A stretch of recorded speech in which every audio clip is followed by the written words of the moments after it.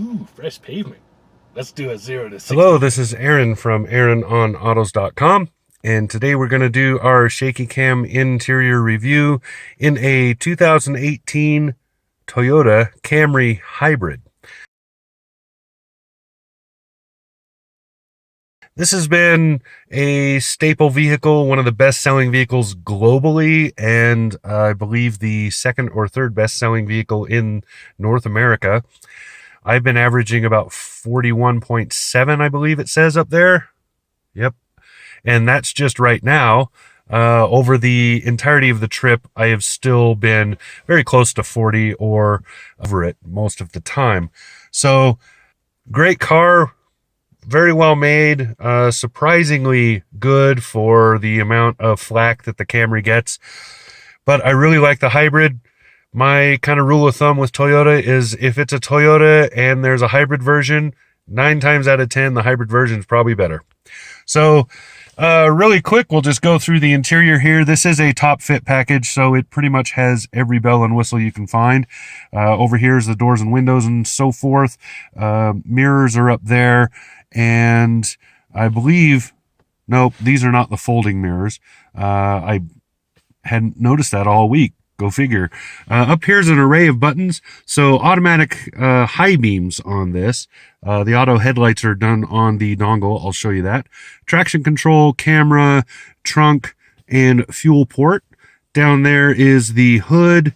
This is kind of a handy dandy little throw your change or whatever into it. Little tray, not quite big enough for a phone, but you can throw, some pocket change or a little pack of Kleenex or something in there.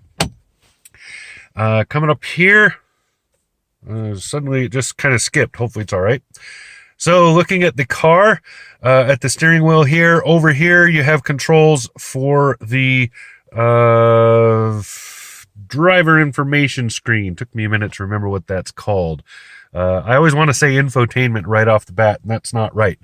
So you have your back button, you have your selections and whatever, and over here is your telematics, your telephone. Down here's voice control. With the upgraded Entune, a lot of things work really well without having to resort to this, but still, voice control is nice to have, and it works pretty well in Toyotas. Over here is your volume controls. On this side is all cruise control stuff except down here. This controls the stereo input normally. You can also use it for a couple of other things depending on what menu you are on your infotainment. And this goes back and forth between tracks and or channels. So with your cruise control, this stuff's pretty normal. You turn it on here, set it. This is lane keeping, and this is the distance for your cruise control. As with all adaptive cruise that I have ever seen, the distance is relative to speed, so the faster you're going, the longer the distance is, no matter what setting you're using on this. Up here, that's safety thing, so you can comment and complain if you want, but that's the reason they do that. Over here is washer, wipers, etc. Over here is lighting, and you can see the headlights are on auto on this setting here. You push it back and forth for headlamps. I don't think there is an automatic high beam setup on this. Actually, yes, there is. Duh, that's what that is. See? I corrected myself, even said duh. Right? I know. I spend way too much time around 7 and 8 and 9-year-olds. All right, looking at the instrument cluster, I can't quite get right on the steering wheel to look at it, so I'm going to have to kind of hover right here. So most of this you've probably seen before: speedometer, fuel gauge, engine heat over there, outside temperature and odometer, whatnot down there, gear selection there. This screen changes according to what you're doing right there. This is the screen I've been on the most because I like having a, excuse me. I like having the speedometer up here in digital format, and I like watching the real-time and trip fuel economy numbers, but you can flip through. I'll just go back I'll just drive through the main headings here. So here's all the systems, tells you what's on, what's not on, and you can turn them on and off from here. Down here is the settings, so you can go through and do settings on some of these. So some of the things you can change, like sensitivity, stuff like that. And then most of those you go back and forth if you want to go back and forth between the menus. This tells you that you're in electric mode. I'll show you a button in a minute that can force that. But this means the engine is not running. It is just in electric only. And that's because I'm just sitting here and would be idling.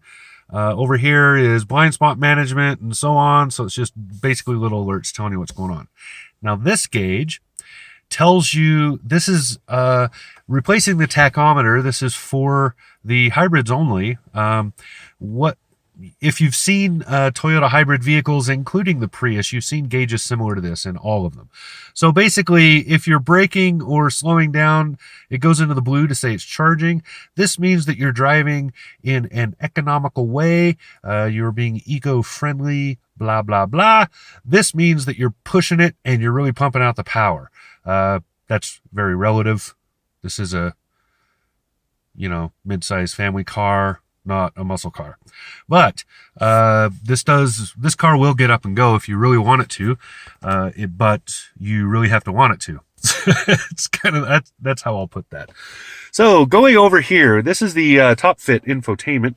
So you have the big touch screen here, which is very nicely done. I really like the new Entune screens. They're very clear, easy to see. There is the camera does create a little thing going on, the RGB lines, but it just looks really good. It does really well. You can put things like contacts down here, so you can make quick calls. You can quick dial radio stations, all kinds of things. Really nicely done. Here's your quick menu buttons. Most of them are you probably figure out what they're gonna do. The apps button and the home button are almost the same, but not quite. Home button goes to the home screen, which is this. The apps button loads the apps that are loaded. I don't have a lot of stuff on my phone that is connected to this car. And I do that on purpose. I don't like to data stream while I'm in a car, so I don't tend to connect my apps. But I did test a couple of them. They do work pretty well. Especially Slacker, I will point out, works pretty well. And you can add a few apps too if you really want to. I haven't done that. But seek and track, blah, blah, blah. So this kind of warning screen pops up a lot. It's very annoying. All right, so normally I've had it on this screen. You can see right here. So the red lines will tell you that it's sending out energy. So the engine is sending energy to the tires and or the batteries. Blue lines mean the energy is going from the battery to something. Green lines mean they're going from something to the battery. Pretty simple, very intuitive. You can quickly glance and see how you're doing on that. Down here is the dual zone climate. So it has two sides of climate, and most of this is pretty intuitive. I don't think I have to explain it, right? You guys are smart enough to figure that out. Down here, you have the first of your USB plugs there, and your cigarette lighter / what do they call these now? Power plugs, because cigarettes aren't in vogue anymore, so they have a different name. This has the wireless charging if you have Key on your phone, and then there is a storage spot under here so you could toss down something that you don't want showing to the world. I've been just using this as a place to throw my phone, even though I don't have wireless charging. You can turn the wireless charging on and off. I don't know if you can see it. There it is, the little tiny power button right there. Shifter down here, this is what I was talking about. So eco mode, that's pretty much your normal standard operating right there.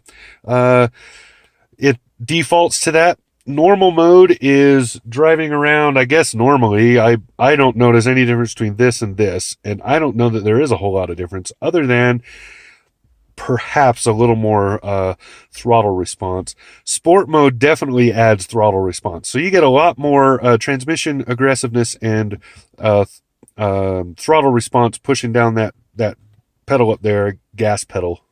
because this is a gas car. You did get more out of this, I will say that. So, if you really want to be, balls to the wall or whatever, you can do this, and it will do as much as it can in that regard. This forces EV mode. So that's what I was talking about. You can push this, and if you have enough battery power and you're going slow enough, this will force it. I don't know what the top speed is for electric, but I believe it's like 24, 25 miles an hour. If I can correct that, I will do so across here. Right there. Okay. This is a hill hold assist. So, if you're like me, you just think of it as launch control. But really, it's a hill hold for holding you on a hill to get started so you don't roll back. And electronic parking brake. I kind of like these. I like the way they've set it up in this one particularly. You pull it up to lock, push it down to let it off. Drink holders up here.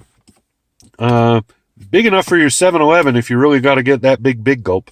So yeah, I like these drink holders. Toyota knows their audience. Seat heaters / bun warmers over here.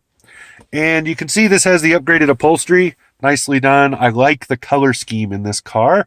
Even though this, I like to call this never clean cream. This is actually very easy to wipe off. We spilled some stuff in the back seat and it wiped right up. No issues, which is great. It's a leatherette.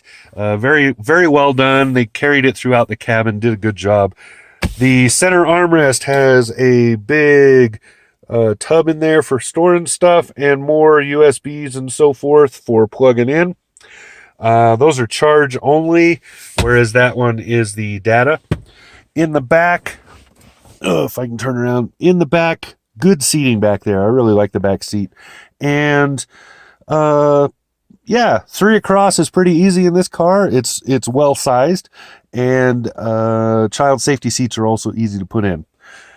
Like the design, Toyota does a good job. They hit all the bases and generally set the benchmark for everybody else to follow. And this, as a top fit package, just has beautiful things like, I'm sure this is plastics, not real wood, but it looks really good. I really like that look. And the brushed, you see it across there, and just well done, nicely accoutred, well done little car. I like the Toyota Camry, even though it's not popular to say that. It's not my favorite car, but it's not the worst car ever made either. It's the top seller and the world's best seller for very good reasons. So that's all I've got. I've taken up 13 minutes of your time, but I hope it was worth it. This has been Aaron from AaronOnAutos.com in a 2018 Toyota Camry Hybrid. Talk to you again soon.